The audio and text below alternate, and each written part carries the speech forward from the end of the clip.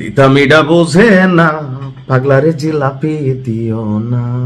ভাবা যায় অন্তর্বর্তী সরকারের প্রধান ডক্টর মোহাম্মদ ইউনূস এক সময় আওয়ামী লীগের রোষানলে ছিল, কিন্তু গত 18 মাস যখন তিনি সরকার চালানের কম বেশি তার যে নিজস্ব দল এনসিপি, মানে তিনি যেটা স্রষ্টা, বা আরো অন্যান্য দলগুলা সবার সাথে একটা কনফ্লিক্টে চলে গেল। তো সর্বশেষ তার বিদায় বা নির্বাচন এ নিয়ে নানান প্রশ্ন আছে, কিন্তু এই মুহূর্তে ডক্টর ইউনূসের জন্য একটা দুঃসংবাদ হচ্ছে যে তার বিরুদ্ধে রাষ্ট্রদ্রোহিতার অভিযোগে একটা মামলার ঘোষণা সামনে এসেছে। কার এত বড় সাহস, আসুন দেখি।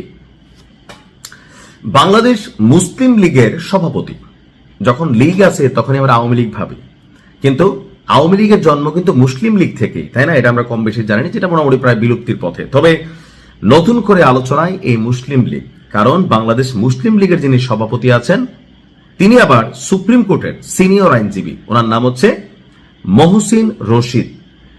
তিনি ডক্টর মোহাম্মদ ইউনূসের বিরুদ্ধে রাষ্ট্রদ্রোহের অভিযোগ এনে মামলা করার ঘোষণা দিয়েছেন। যেহেতু তিনি নিজেই একজন আইনজীবী, সুতরাং আইনের ফাঁক ফোকরটা অথবা এত বড় একটা মামলার অভিযোগ তার বিরুদ্ধে বা যে ক্রাইটেরিয়াতে মামলা করবেন নিশ্চয়ই বুঝে শুনে যুক্তি তর্ক এভিডেন্স এই সব কিছুকে মাথায় রেখে নিশ্চয়ই এই মামলাটির ঘোষণা দিয়েছেন।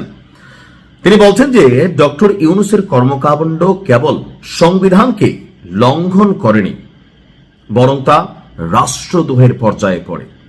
বর্তমান সরকার অর্থাৎ বিএনপির এই সরকার যদি এ বিষয়ে পদক্ষেপ না নেয় তিনি নিজেই আইনগত ব্যবস্থা নেবেন।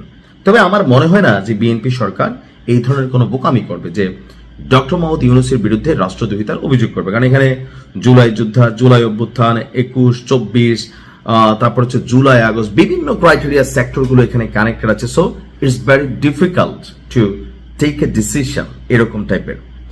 গতকালকে সিনিয়র সাংবাদিক মঞ্জুরুল আলম পান্নার ইউটিউব চ্যানেল মানচিত্রে অংশ নিয়ে তিনি এই ঘোষণা দিয়েছেন। অর্থাৎ মঞ্জুরুল আলম পান্না, যিনি ডক্টর ইউনূস সরকারের আমলে দীর্ঘদিন কারাবন্দী ছিলেন, তো তিনি বের হয়ে এই সরকারের বা কারাগারের অভ্যন্তরে বা তার উপর যে ঘটনাগুলো ঘটেছে একে একে কথা বলছেন। এর মাঝখানে ওইখানে তিনি একটা প্রোগ্রাম চালান, সেই প্রোগ্রামে এসে আপনার এই মোহাম্মদ মহসিন যিনি আছেন, মহসিন রশিদ, তিনি এই ঘোষণা দিয়েছেন। তিনি বলেন, প্রধানমন্ত্রী পদ শূন্য হওয়ার পরপরই রাষ্ট্রপতি একমাত্র সাংবিধানিক পদ যেখানে অধিষ্ঠিত ব্যক্তি ছিলেন, সেই রাষ্ট্রপতির সাথে যথাযথ যোগাযোগ না রাখা, নীতিগত সিদ্ধান্ত নেওয়ার আগে তাকে অবহিত না করা এবং সাংবিধানিক শিষ্টাচার উপেক্ষা করা, এটা গুরুতর লঙ্ঘন। তার ভাষায় এটি শুধু সংবিধান লঙ্ঘন নয়, ইটস ট্রিজন।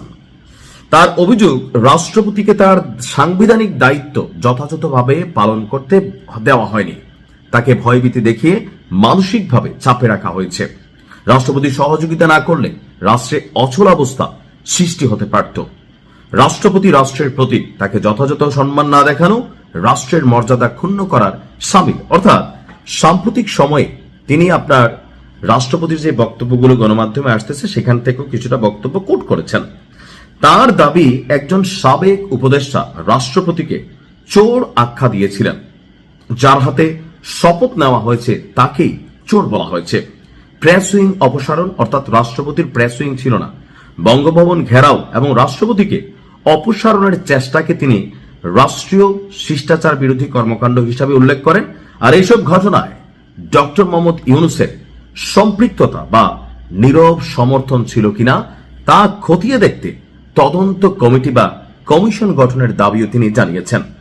এমনকি ইউনূসের নেতৃত্বাধীন উপদেষ্টা পরিষদের কয়েকজন সদস্যের বিরুদ্ধেও তদন্তের আহ্বান জানিয়েছেন এই মুসলিম লীগের সভাপতি।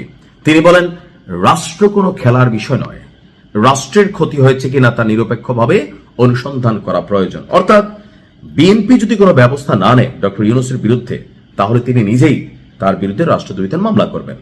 সামনে হয়তো আরো অনেক খেলা হবে, সেটা দেখার অপেক্ষায়। ভালো থাকুন।